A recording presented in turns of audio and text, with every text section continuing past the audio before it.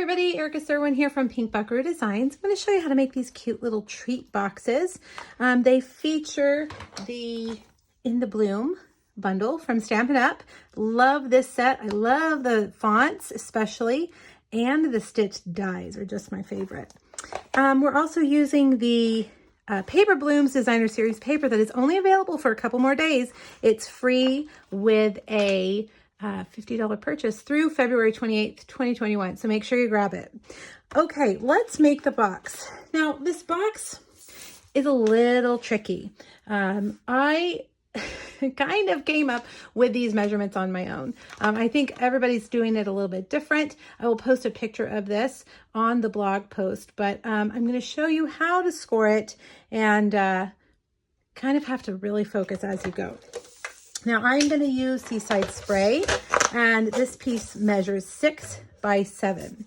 So on the short side, we're going to score, you want to start with the short side, 1/2 inch, 1.5, 4.5, and 5.5.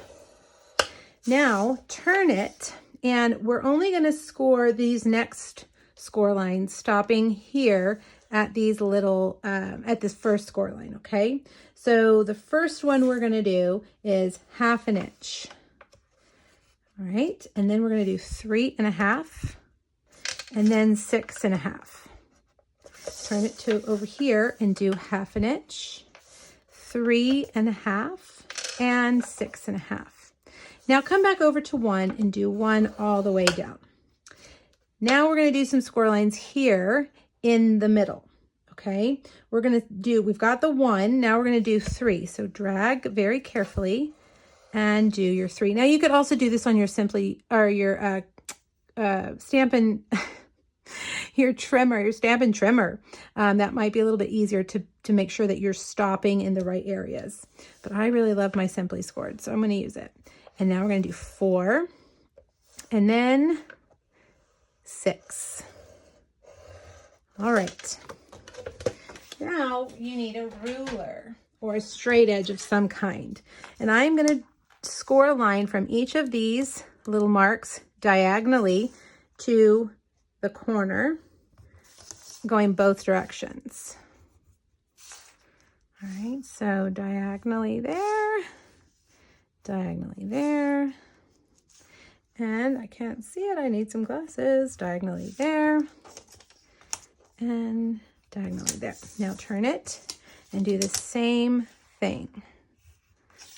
Diagonal, diagonal, diagonal, diagonal, and diagonal, diagonal.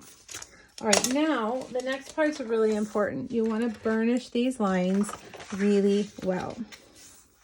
Okay. So burnish them, go through using your bone folder.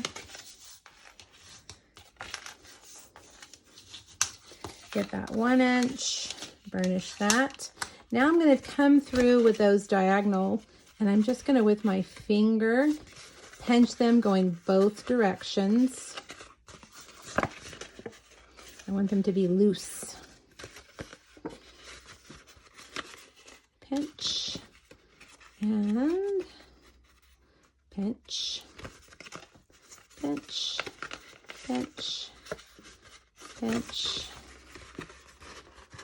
pinch, and last one, pinch, and pinch. Now for these here, I'm going to come and I'm going to pinch those also. I'm not going to use a bone folder because I don't want those lines there. I'm going to pinch them between those horizontal score lines. Okay, now there you have it. That's what your piece looks like. No cutting involved. We're actually just going to use some regular adhesive. I am going to use Stampin' Seal just because I don't have my Stampin' Seal Plus here. I'm going to put adhesive right here on, remember when we did the one long score line? That's the piece. I'm going to put my adhesive. Okay, now I'm going to line that up with that score line right there. and fold it over so that it matches. I don't want to bend, I don't want to create an additional score line here. So I'm going to be real careful just to match them up on the sides. Okay, see how we have that? Now I'm going to take and pinch the ends, and look at that. They go together.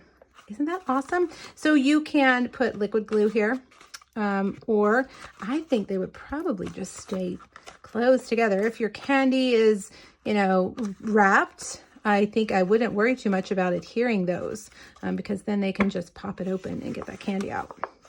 Pretty neat, right? All right, let's put on these pieces of that Paper Blooms Designer Series paper. Check my blog for the measurements. I'll have all the measurements there for you. These two go on the top and the bottom. And then I've got two here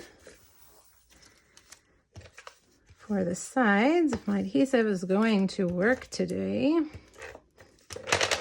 User error. I'm not very good with my adhesive. Okay, there we go.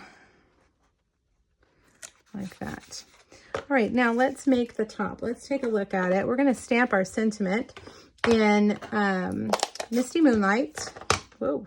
Misty Moonlight on a stitched rectangle, basic white. This is not cut from the stitched rectangle dies as you would think it is. It's cut with the ornate layers dies.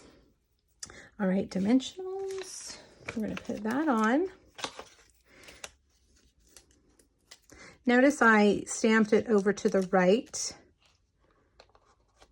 so that we can put some flowers here. Now these flowers are watercolored. I did Rococo Rose here and Misty Moonlight here. Make sure you check out the previous video on YouTube or the one after where I watercolored with Rococo Rose. I have a lot of it left over, so we're going to use that. I am going to cut with these awesome dies, this one and this one. I've already cut the leaves from Seafoam. Bring over my cut and emboss machine. And we'll line these up.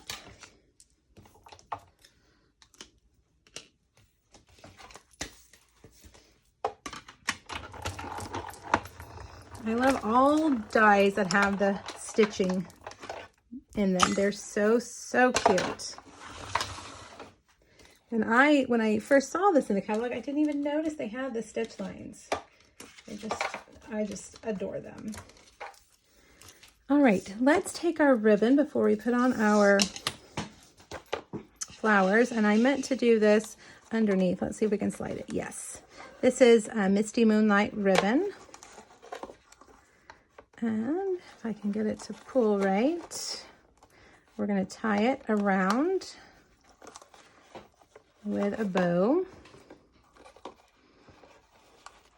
And then you can just pull those and then pull it tight once you have it exactly how you want it. Cut these off at an angle.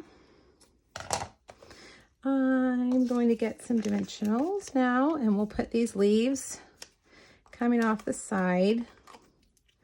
One like that, one like that, and then some more dimensionals. One for a big flower, and for, oh, whoops, that may be a little off center. There we go. One for the center. All right, now there you have it. I realized I forgot to do a little white center flower, but I think we'll just leave it. That is cut with the same set of dies from Basic White to put right there in the center. All right, make sure you hop over to my blog, get the measurements and the supply list, and give this really unique treat box a try. Thanks, everybody. Bye-bye.